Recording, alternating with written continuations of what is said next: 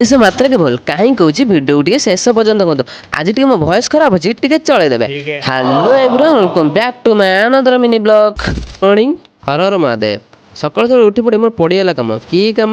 College ଯିବା କାମ। ଆଉ ଗାଧେଇ ପାଧେଇ ମୁଁ ପୁରା ମୋ କଷ୍ଟ୍ୟୁମ୍ ପିନ୍ଧି ଆଉ ମଙ୍ଗଳସୂତ୍ର ପିନ୍ଧି ପୁରା ରେଡ଼ି ହେଲି କଲେଜ ପାଇଁ। କାହିଁକି ନା କଲେଜରେ ଆଜି ଅଛି ଆମର ଭାଇବା ଆଉ ରେକର୍ଡ଼ ସବମିସନ୍। ଆଜି ହେଉଛି ମୋର ଲାଷ୍ଟ କଲେଜ କାହିଁକି ନା ଭାଇବା ରେକର୍ଡ଼ ସବମିସନ୍ ହେଲା ପରେ ତାପରେ ଆମର ସେମିଷ୍ଟାର ହବ।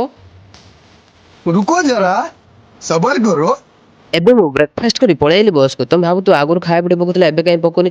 ଆମ ହଷ୍ଟେଲ ଖାଇବା ଟିକେ ଖରାପ ହେଉଛି ଯୋଉଦିନଠୁ ହଷ୍ଟେଲ ଖାଇବା ଭଲ ହବ ମୁଁ ସେଇଦିନଠାରୁ ମୁଁ ପୁଣି ଖାଇବା ପିଇବା ପକେଇବି। ଆଉ ମୁଁ ପୁରୁଣା ବ୍ଲଗ୍‌ରେ କହିଥିଲି ବଡ଼ ଭାଇଙ୍କର ସେମିଷ୍ଟାର ଏକ୍ଜାମ୍ ଚାଲିଛି। ସିଏ ତାଙ୍କର ଏକ୍ଜାମ୍ ପଳେଇଲେ ମୁଁ ମୋର ପଳେଇ ଆଇଲି କ୍ଲାସ୍‌କୁ। ଫାଇନାଲି କ୍ଲାସ୍‌ରେ ଆସି ଦେଖିଲା ବେଳକୁ ମୋର ରେକର୍ଡର ସବୁ କମ୍ପ୍ଲିଟ୍ ହେଇଛି।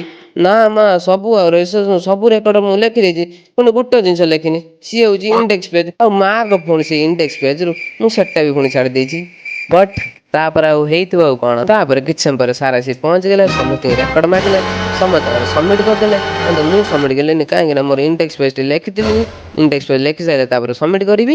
ଆଉ ସାର୍ ଆସି ଗୋଟେ କ୍ୱେଶ୍ଚନ୍ ପଚାରିଲେ କିଏ ସବୁ ରେକର୍ଡ ଭଲସେ କମ୍ପ୍ଲିଟ୍ କରିଛ। ଯିଏ ସବୁ କମ୍ପ୍ଲିଟ୍ କରିଥିଲେ ତାଙ୍କର ସବୁ ହାତ ଟେକିଲେ। ଏଇ ପ୍ରୋବ୍ଲେମ୍ ହାତ ଛାଡ଼ି କେବେ ଯିବନି। ସାର୍ କହିଥିଲେ ଟ୍ରେସିଂ ଟିକେ ବଡ଼ ବଡ଼ କଥା ମୁଁ ଦେଖ ଟ୍ରେସିଂ କେଡ଼ି କେଡ଼ି କରିଛି ଆଉ କ'ଣ ରେକର୍ଡ ସବମିଟ୍ କରିବି।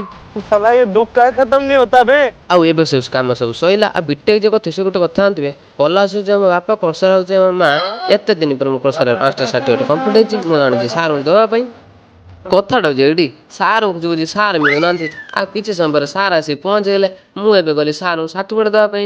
अबे जल्दी बोल कल सुबह पनवेल निकलना। ଫାଇନାଲି ସାର୍ଟିଫିକେଟ୍ ଦେଇ ସାରିଲା ପରେ ଆମ କ୍ଲାସ୍ ଉପରେ ହେଲା ସାଙ୍ଗମାନେ ଦେଖୁଥିବେ ଆଜି ଗୋଟେ ଦିନ କେତେକ ଭାଇ ରେକର୍ଡ ସବମିଟ୍ ଆଉ କହୁଛି ସରପ୍ରାଇଜ୍ ଆଉ ଆସାଇନମେଣ୍ଟ ଥିଲା।